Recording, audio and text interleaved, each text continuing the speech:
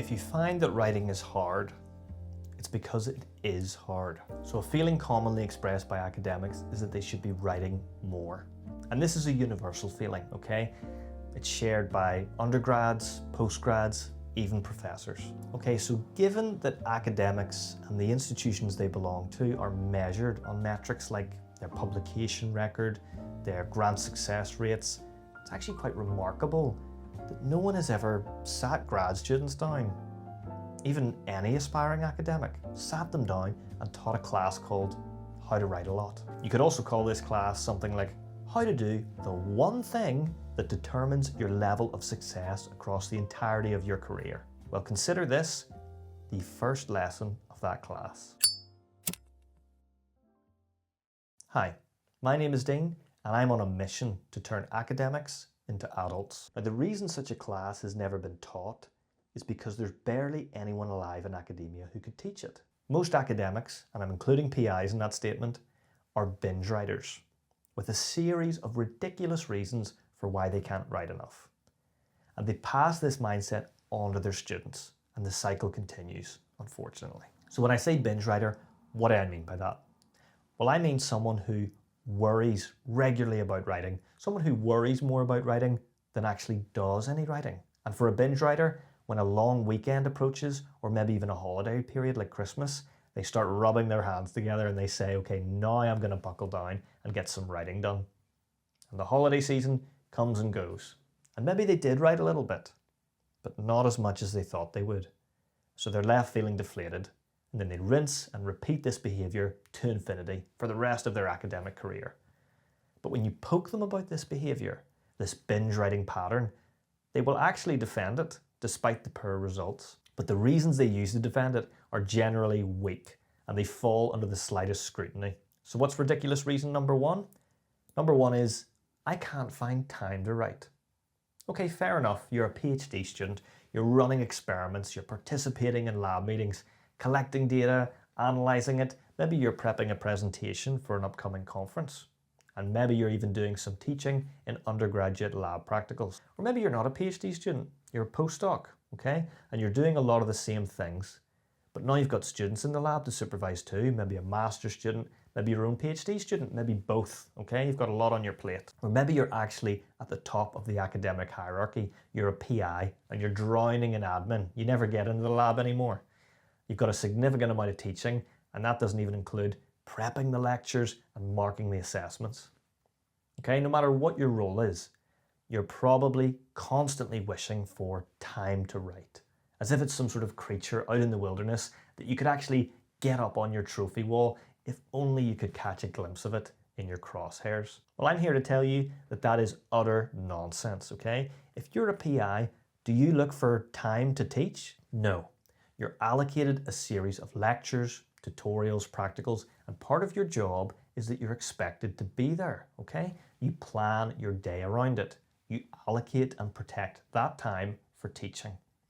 Now, if you're a postdoc, you don't look for time to run experiments. You build your whole calendar around that because it's your bread and butter. And it's the same for a PhD student. So what I want you to do is do the same thing for writing.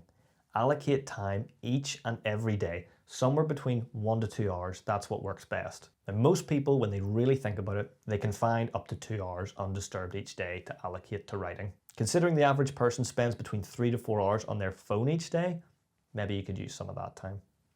Personally, I get up at 5 a.m. every day and I write for between 1 to 2 hours. That's a time when I feel alert, but there's also peace and quiet. Nobody else is awake, so I can focus very easily.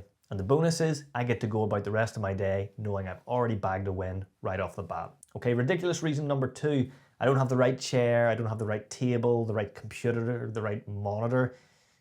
Whether it's a proper desk, whatever that is, a new laptop or a dual monitor setup, or an ergonomic chair. Actually, no, an ergonomic chair is quite nice. Okay, it's bull. J.K. Rowling wrote Harry Potter on a train. Stephen King wrote his first drafts on a typewriter balanced on his knees in a trailer.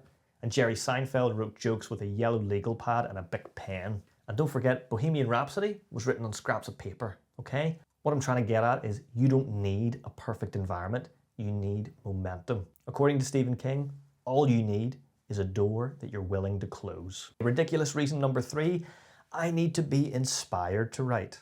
Okay, this is a frustrating one because it's partially true. Yes, writing is easier when you're in the mood for it. I'm not going to pretend that's not true. It's easier when you feel motivated or inspired.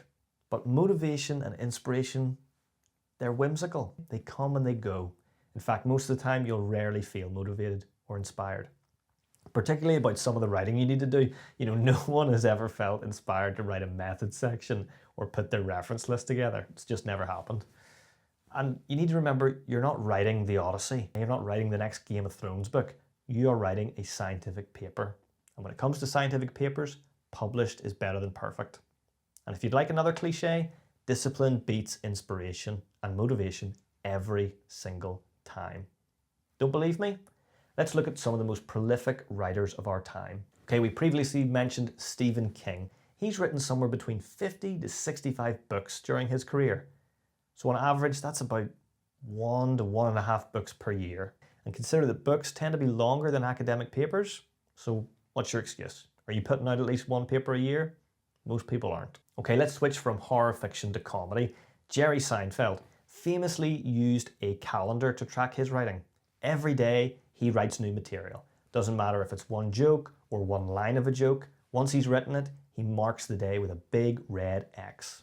After a few days, he starts to build up a chain of X's. And his only goal at that point is to never break the chain. He didn't wait until he was in a comedic mood. He just wrote something every day. He didn't even care if what he wrote was good or bad. He just knew that he had to show up and write. So how do us academics follow in the footsteps of these prolific writers? Well, you start by picking a time, a regular time, some time that you're generally free at each day, and make that your writing time. Now, the most important thing is you need to be willing to protect that time, okay? Keep it safe. Now, this is probably the part where some people are starting to mumble to themselves. Something like, but Dean, I have kids to look after, okay? I have a dog that needs walking, and I need to feed my wife who's been locked in the basement. Something to the effect of, Dean, you just don't understand how uniquely busy my life is.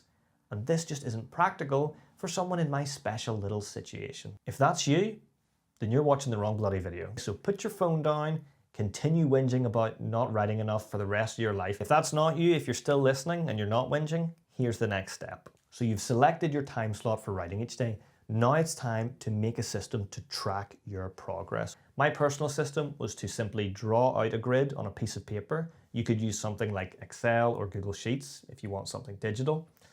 Now each square in the grid, for me it was worth 500 words.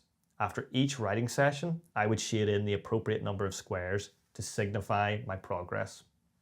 So if I wrote 500 words in a session, I would shade in 1 square.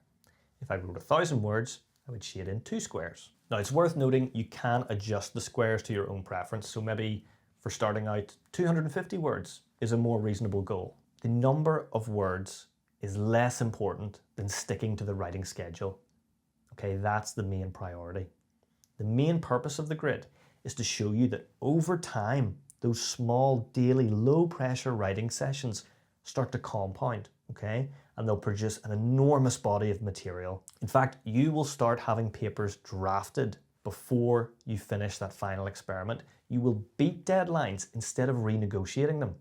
It sounds alien, but it is possible. Now, if you want to crank this up to 11, get really productive, you need an accountability partner. You see, when it comes to being disciplined, we all have that little voice in our heads, okay? And it's too easy to justify taking a day off, or maybe several days off. That little voice in your head is saying to you, look, we've been really busy and productive this week. Maybe we could take a day off, okay? We don't need to be writing today, as you watch the 7th consecutive episode of Below Deck. But it's much harder to say this out loud to another human being, particularly one who's also writing to a schedule. Maybe that's not hardcore enough for you. Want to take things even further? Start a writing group.